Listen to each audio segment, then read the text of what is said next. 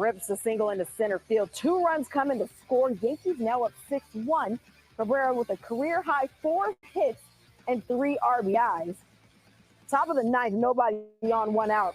Giancarlo Stanton crushes it to deep left center for a solo home run. Yankees up 7-1, and they go on to win by that same score. Comeback wins in back-to-back games to start the season for the 6th time in franchise history.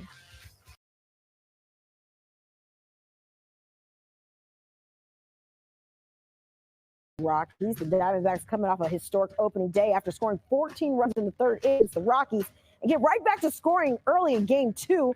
Lourdes Gurriel Jr. launches one to left off Cal Quantrell's for a solo home run. Diamondbacks up 1-0. Gurriel with a home run in his first 2 games of the season. Next batter, Christian Walker lines one to left, and that's over the fence. D-backs up 2-0. Arizona with back-to-back homers to take an early lead. Bottom of the 3rd, Jock Peterson grounds a hard hit ball to short. Ezequiel Tovar can't field it cleanly. Ketel Marte comes in to score.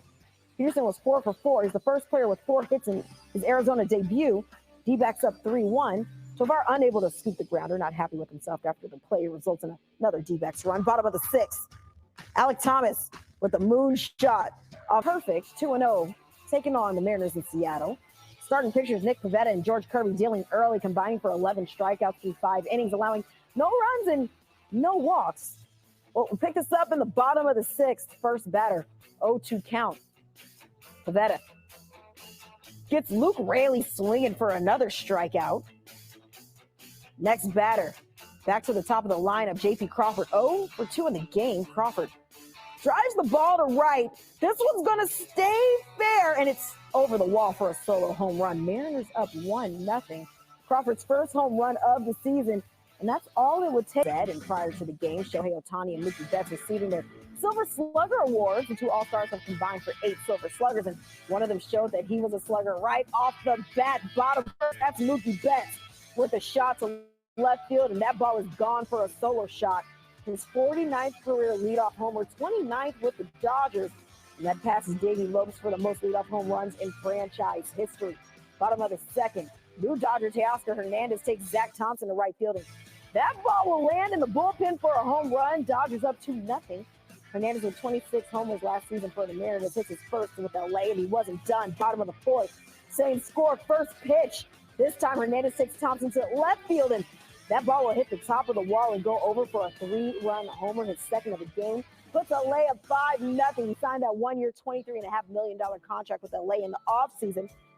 In his 17th career multi-homer game, first with the Dodgers. And that's all Dodgers starter Bobby Miller would need. Top of the 5th, strikes out Wilson Contreras. Gets Alec Burleson looking on the inside corner with 9 strikeouts through 5 shutout innings. But in the 6th, Miller would get in a little bit of trouble. Dodgers still up 5-0. Runners on first and second on his 93rd pitch. Miller strikes out Nolan Gorman swinging on the 98-mile-per-hour heater. Miller gets out of the jam, and he's taking on the Rays, and after homering on opening day in Toronto's 8-2 win on Thursday, George Springer looks to keep it going against Tampa Bay. Top of the 3rd, no score. Springer takes Aaron Savali down the left field line, and that ball is gone for a solo shot. Puts the Blue Jays up 1-0.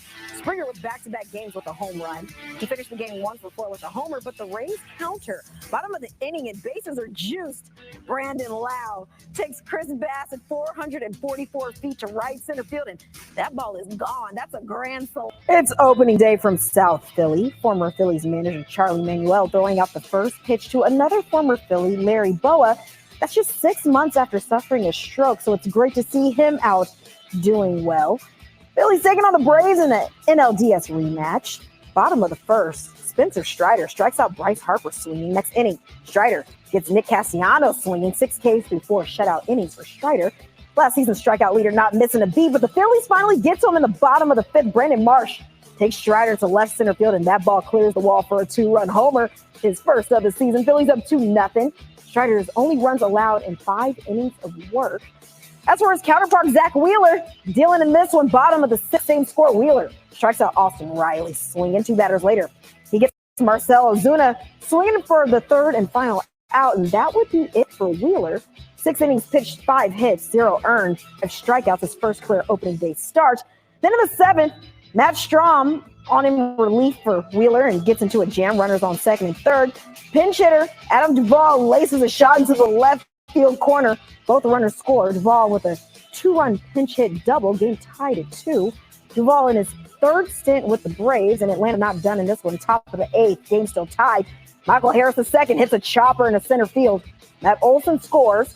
Harris's third hit of the game. Braves up 3-2. Harris gives the Braves their first lead of the game with one swing of the bat. Later in the inning, same score. Ronald Acuna Jr. singles into left field. Harris scores.